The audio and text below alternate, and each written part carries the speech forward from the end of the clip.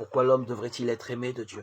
Il n'y a pas de raison évidente, il n'y a pas de proportion, à tel point qu'une bonne partie des mythologies n'envisagent même pas le cas d'un Dieu qui se soucierait des affaires humaines. Au contraire, celles-ci sont pénibles et ennuyeuses, tout à fait négligeables. Rappelons-nous de la phrase de Dieu à son peuple, répétée dans le Deutéronome. Réfléchis.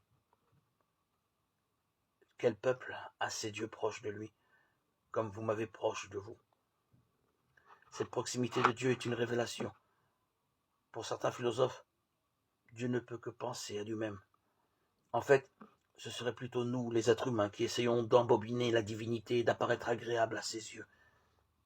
D'où le devoir de religion, avec son cortège de sacrifices et de dévotions à offrir sans cesse pour gagner les faveurs d'un Dieu muet, un Dieu indifférent.